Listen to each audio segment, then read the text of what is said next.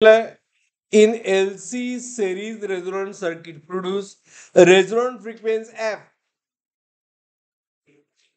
If L is tripled and C is increased to 3C, increase by 3C, असं म्हटलंय. Resonant frequency will be, असा problem आहे. मग resonant पहिल्यांदा thinking काय पाहिजे की रेझोनंट फ्रिक्वेन्सीचा फॉर्म्युला बेस्ड ऑन LC. मग इनिशियली फ्रिक्वेन्सी एफ असताना मी फ्रिक्वेन्सी F1 म्हणतो, त्यावेळी L1 L म्हणूया अँड C1 किती आहे? C आहे, बरोबर. अँड फ्रिक्वेन्सी F2 च्या वेळी L1 किती झालं? L2 ट्रिपल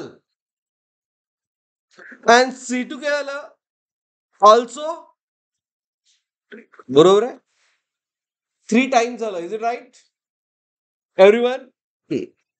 आणि त्यामुळे फॉर्म्युला तुम्ही यूज करायला पाहिजे रेझोनंट फ्रिक्वेन्सीचा. काय असते फॉर्म्युला?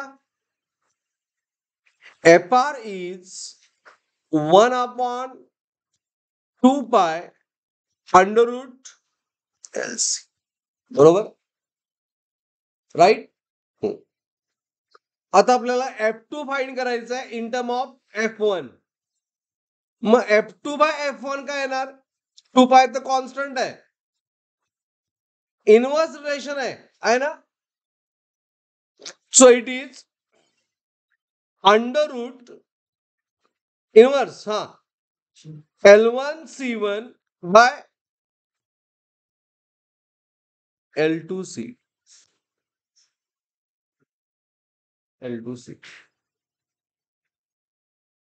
आता फार मोठी चूक झाली. काय झालं?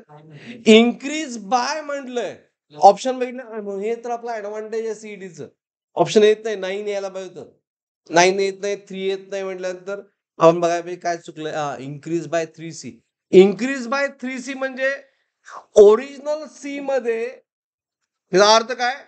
ओरिजिनल सी मध्ये 3C ऍड झाल्यानंतर काय झालं? 4C झालं. ही मिस्टेक आहे. Is it right? हा वर्ड फार महत्वाचा, इन्क्रीज बाय. मग it is LC divide by as it is a 3L into what? 4C. म्हणजे काय आलं? as under root 3 into 4. मग ऑप्शन त्याला मॅच कुठलं होतंय? बरोबर. as F2 by F is 1/, route 4 चा रूट 3. F2 किती झालं? F अपॉन डिस्कस करू नका रे जाधव. हा, is it clear? Number 44 Java. Next, ह्यामध्ये काय डाऊट आहे? Is it clear all of you?